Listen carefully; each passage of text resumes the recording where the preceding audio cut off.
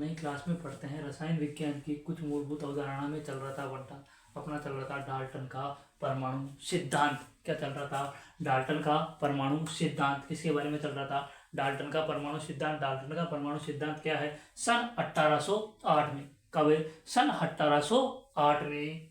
सन 1808 में वैज्ञानिक John Dalton ने क्या किया था? परमाणु सिद्धांत दिया था। किसने? जॉन डाल्टन ने क्या दिया था? परमाणु सिद्धांत दिया था। तो जॉन डाल्टन ने अनेक प्रयोगों के आधार पर एक सिद्धांत प्रस्तुत किया था। क्या किया था? एक सिद्धांत प्रस्तुत किया गया था जो इस प्रकार है।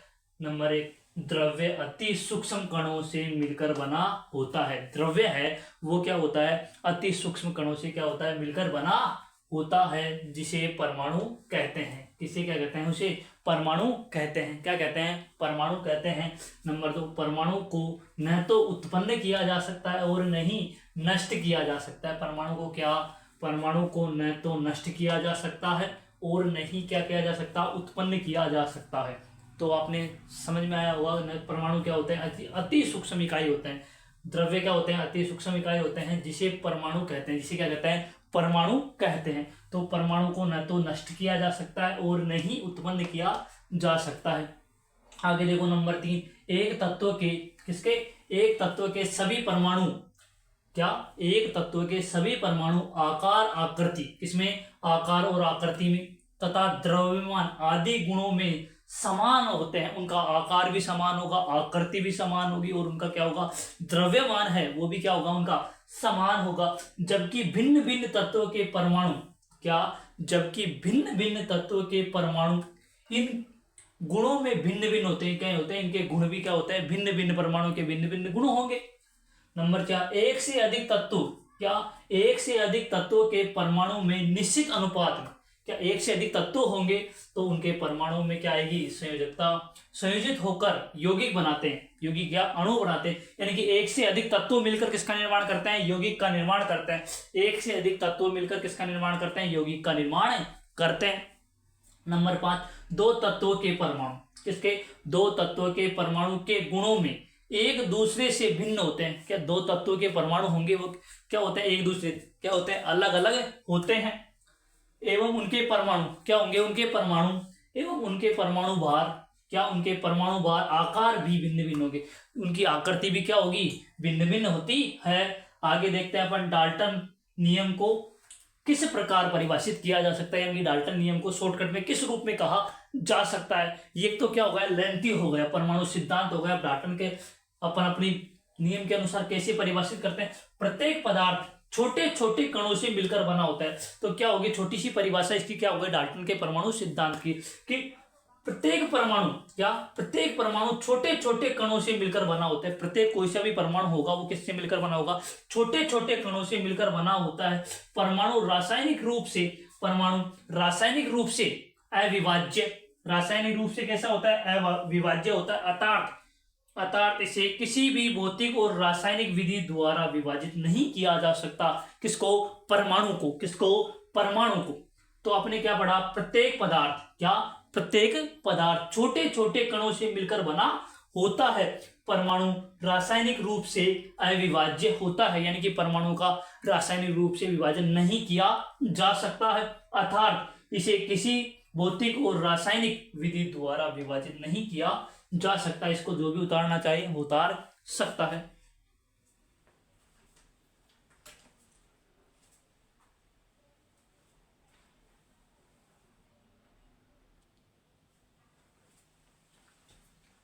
फिर अपन पढ़ते हैं डाल्टन के परमाणु सिद्धांत के दोष की, यानी कि उनके सिद्धांत में कौन कौन सी कमियां रह गई थी। किसके? डाल्टन के परमाणु सिद्धांत में कौन कौन सी कमियां रह गई थी, उनके दोष। नंबर 1, इस सिद्धांत के अनुसार परमाणु अविभाज्य कण है। यानी कि किसने? डाल्टन ने सिद्धांत दिया था कि परमाणु क्या है? अविभाज्य कण है, लेकिन यह सामान्य 3 कणों से, किससे? सामान्य 3 कणों से मिलकर बना होता है। इलेक्ट्रॉन, प्रोटॉन और न्यूट्रॉन से मिलकर बना होता है, जिसे विभाज्य किया जा सकता है। यह सिद्धांत की व्याख्या कौन नहीं कर पाया? डाल्टन नहीं कर पाया। नंबर 2, इस सिद्धांत के अनुसार एक तत्व के परमाणु, किसके? एक तत्व के परमाणु द्रव्यमान और आदि गुणों में समान होते हैं। क्या होते हैं? इनके गुणों में समान होते हैं, किंतु समस्थानिक की उपस्थिति के कारण, किनकी उपस्थिति के कारण? समस्थानिकों की उपस्थिति के कारण एक ही तत्व के सभी परमाणु, द्रव्यमान और आकार भिन्न भिन्न हो सकते हैं। किनके आधार पर? समस्थानिकों के आधार पर। किसके आधार पर है? समस्थानिकों के आधार पर। किसके आधार पर है? समस्थानिकों के आधार पर। नंबर 3 है, इस सिद्धांत के अनुसार दो तत्वों के परमाणु, किसके? दो तत्वों के परमाणु द्रव्यमान भिन्न भिन्न हो सकते हैं। दोनों तत्वों के परमाणु क्या होंगे? भिन्न भिन्न हो सकते हैं, परंतु समस्थानिकों की खोज के बाद यह निष्कर्ष निकाला गया कि भिन्न भिन्न तत्वों के परमाणु द्रव्यमान समान भी हो सकते हैं। ये कब पता चला? समस्थानिकों की खोज के कारण। समस्थानिकों की खोज के बाद जो भी निष्कर्ष निकाला गया उसमें क्या हुआ? परंतु समस्थानिकों की खोज के बाद यह निष्कर्ष निकाला गया कि भिन्न भिन्न तत्वों के परमाणु द्रव्यमान समान भी हो सकते हैं। नंबर 4, यह सिद्धांत गेलुसेक के आयतन के नियम की व्याख्या नहीं करता। सबसे इंपॉर्टेंट क्या है? यह सिद्धांत गेलुसेक के आयतन के नियम की व्याख्या नहीं करता। सबसे मेन इंपॉर्टेंट लाइन इसी सिद्धांत में क्या है? यह सिद्धांत गेलुसेक के आयतन के नियम की व्याख्या नहीं करना चाहता। जो भी इसको उतारना चाहिए वो उतार सकता है।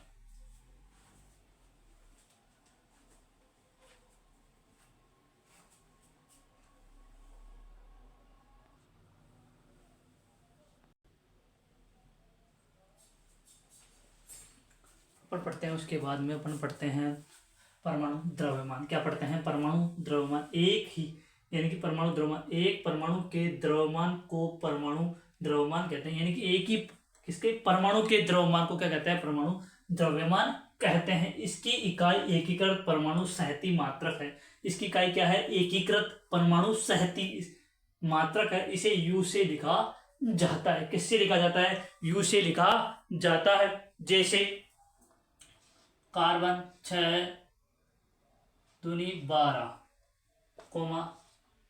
6 सी 13, 6 सी 14। ये क्या हो गए? इनके परमाणु।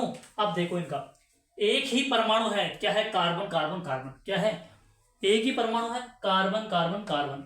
अब देखो उसमें क्या है? परमाणु द्रव्यमान। उनका द्रव्यमान क्या है? 12, 13, 14। द्रव्यमान अलग अलग है कि नहीं है? किसका?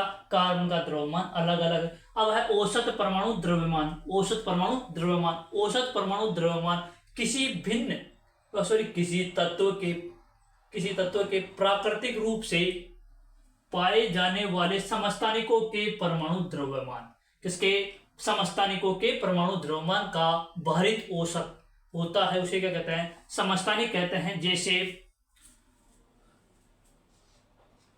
जैसे कार्बन 12,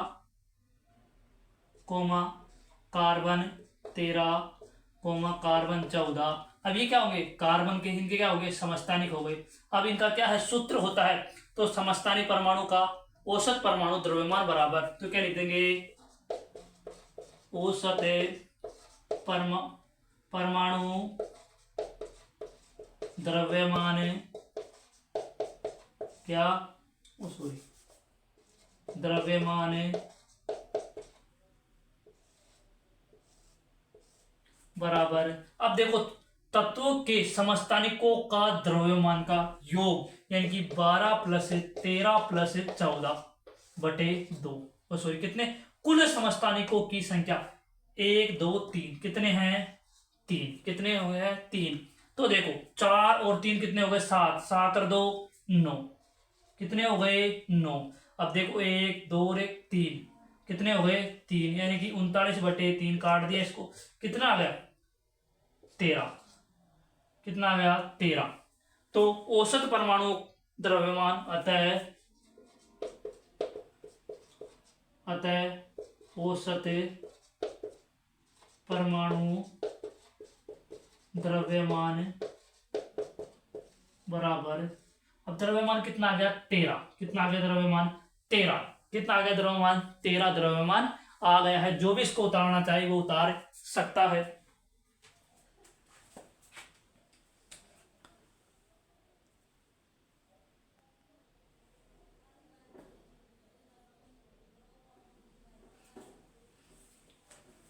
अपन पढ़ते हैं आणविक द्रव्यमान। क्या पढ़ते हैं? आणविक द्रव्यमान। किसी पदार्थ के अणु में सभी परमाणुओं के परमाणु द्रव्यमान का योग आणविक द्रव्यमान कहलाता है। यानी कि सभी परमाणुओं का योग क्या कहलाता है? आणविक द्रव्यमान कहलाता है। परिणामिक रूप से यह एक अणु का सापेक्ष द्रव्यमान है जो परमाणु द्रव्यमान इकाई U से प्रदर्शित किया जाता है। किससे? U से प्रदर्शित किया जाता है। जैसे एग्जांपल H2O, तो इसमें दो तो हाइड्रोजन हो गए और एक ऑक्सीजन हो गया, तो हाइड्रोजन है तो कितने हो गए? दो इंटू एक प्लस ऑक्सीजन का कितना होता है? 16। कितना होता है? 16। तो 2 इंटू एक करूंगा तो बराबर 2 प्लस 16 बराबर 18। कितना होगा इनका आणविक द्रव्यमान? किसका? जल का आणविक द्रव्यमान कितना है? 18। जल का आणविक द्रव्यमान कितना होता है? 18 होता है। जल का आणविक द्रव्यमान कितना हो गया? 18। अब है प्रतिशत संघटना। क्या है? प्रतिशत संघटना। किसी यौगिक में उपस्थित तत्वों की प्रतिशत मात्रा को प्रतिशत संघटना कहते हैं। सूत्र है यौगिक में उपस्थित तत्वों का द्रव्यमान इंटू 100 बटे यौगिक का मोलर द्रव्यमान। कितना है? यौगिक का मोलर द्रव्यमान। अब अपन ने आया था जल का द्रव्यमान, यानी कि जल का कुल द्रव्यमान कितना था अपने पास? 18। कितना था? आणविक द्रव्यमान कितना आया था? 18। तो जल का 2 इंटू एच, तो 2 बटे 18, यानी कि यौगिक में उपस्थित तत्वों का द्रव्यमान। कितने तत्व है हाइड्रोजन में? देखो हाइड्रोजन कितने हैं? 2। कितने आगे? 2 बटे 18। 18 क्या था अपने आणविक द्रव्यमान? क्या था? आणविक द्रव्यमान इंटू 100। अब इसको काट दिया किससे? 2 से। कितनी बार? 9 बार। तो 100 बटे 9, 100 में अपन 9 का भाग देंगे कितनी बार जाएगा? 11.11%। इसी प्रकार ऑक्सीजन 16 बटे 18। ऑक्सीजन का कितना था अपने पास? 16। क्या आणविक द्रव्यमान कितना था? 16 बटे 18 इंटू 100। काट दिया इसको 18 को किससे? 2 से। इस 100 को काट दिया 50 से। तो 88.79 कितना हो गया? 88.79%। इनका क्या हो गया? आणविक द्रव्यमान से क्या निकालनी? अपन ने प्रतिशत संघटना निकाल ली। ठीक है, जो भी इसको उतारना चाहे वो उतार सकता है।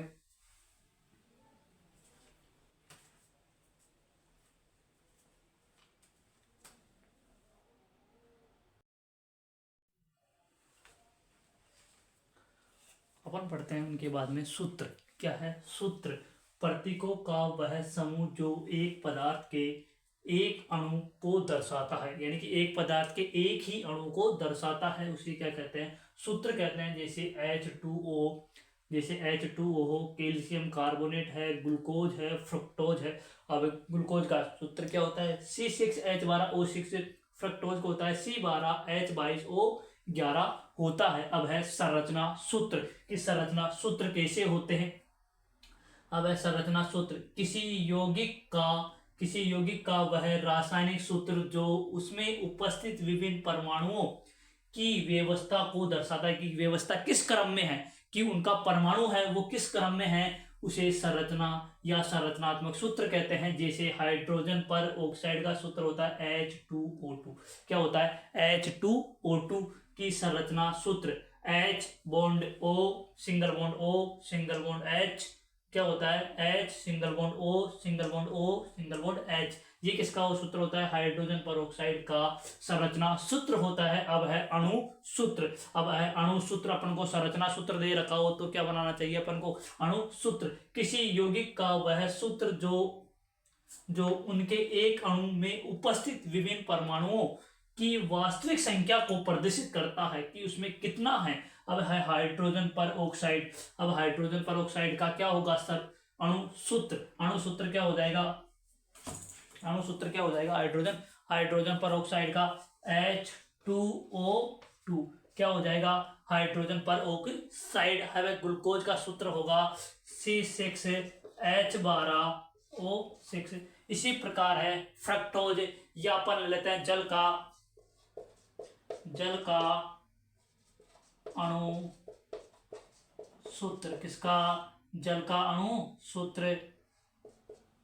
अब जल का अणु सूत्र क्या होगा? H2O। किसका होगा? H2O।